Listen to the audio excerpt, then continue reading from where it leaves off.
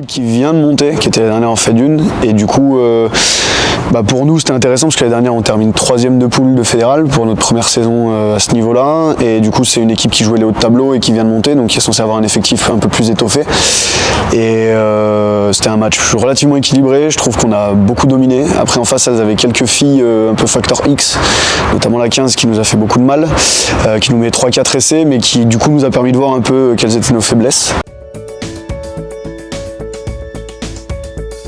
Déjà, je pense qu'on est content de pouvoir se retrouver à plusieurs sur un terrain, pouvoir partager cette passion du rugby qu'on a.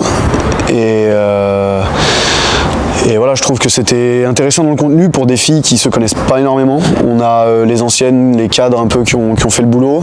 Il y a des petites jeunes qui sont montées de U18 et on sent qu'il y a eu du très bon boulot de fait en dessous. Voilà, c'est des U18 qui ont intégré l'équipe fédérale, une transition avant peut-être l'élite pour certaines.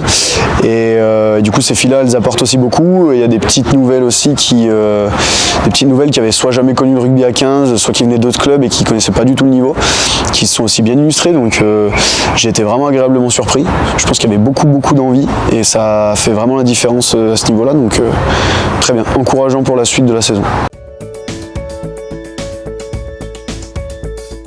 Avec Margot, on a réuni avec qui entraîne avec moi. On a réuni 7 filles au mois de juillet, pareil. Il y a 2 anciennes, on les appelle les anciennes parce que ça fait un petit moment qu'elles sont là, ou alors elles sont revenues après être passées par les Amazones.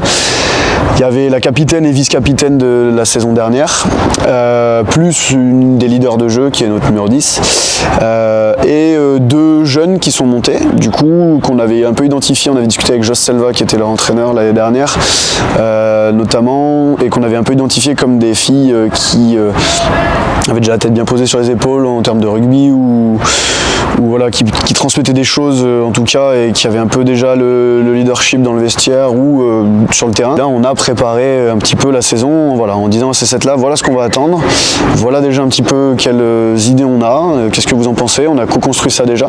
Et du coup, je pense que le relais il s'est fait assez rapidement. Après, il y a des filles qui sont arrivées, elles sont bonardes, hein, je crois qu'on peut pas dire autrement, mais voilà, il y a certaines recrues qui viennent d'arriver, ou certaines filles qui ont tout de suite pris le pas, voilà. Et puis la Fédéral 1, c'est comment dire, c'est vraiment du partage. On est sur de la compétition, on est un club élite et compétitif, mais on est aussi sur quelque chose, et une aventure humaine. Ça, c'est un peu ce qu'il y a derrière Amazon, elles aiment bien le dire, Margot Donzel le rappelle souvent. Mais voilà, et après elles sont toutes franchement géniales cette année, il n'y a aucun souci pour l'instant, et ça s'est fait aussi avec le contexte, parce que je pense qu'on avait envie de revoir du monde et de partager des choses, mais ça s'est fait naturellement et très vite. On a fait déjà deux week-ends cohésion là, donc la saison elle est bien lancée, on est bien soudés, et non, c'est top. Il y a 4 équipes qu'on ne connaît pas, et Nîmes elles en font partie. Après voilà, il y a ce qu'on peut dire sur les équipes du Sud parfois, voilà, sur un peu l'engagement qu'elles mettent sur le terrain, etc. Mais ça restera à voir. Mais voilà, je pense qu'on sous-estime personne. Après le match amical qu'on vient de faire, même si on perd que de 5 points et qu'il y a du bon contenu, il ne faut pas s'enflammer non plus. Heureusement qu'on a fait le match amical, parce que sinon ça allait être le retour dans le grand bain tout de suite, et je pense qu'il va y avoir pas forcément de la pression négative, mais voilà, il y a un petit enjeu quand même. On reprend le championnat, on a des objectifs qui sont fixés et clairs. Donc du coup, voilà, on va retourner sur le terrain. Je pense qu'on va avoir vraiment envie de bien faire. Objectif phase finale, parce qu'on les a toutes connues.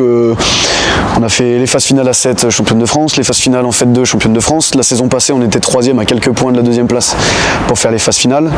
Et voilà, vivre des phases finales chaque année, c'est énorme. On est 3 équipes de réserve élite par poule en Fédéral 1, et il y aura les phases finales des réserves élites d'un côté et les phases finales équipe 1 de l'autre, pour l'accession à l'élite 2 et l'Armée Leclerc du coup. Et du coup, pour se qualifier pour les phases finales, il faut qu'on termine devant une des 2 réserves élites. Donc nous, on a Le Loup et Montpellier, qui sont 2 gros morceaux. Et donc l'objectif premier serait de terminer premier ou 2e de poule. Voilà, comme ça on se simplifierait la vie. Et le sous-objectif là-dedans, il est du coup d'être devant Montpellier ou Lyon à la fin de la saison.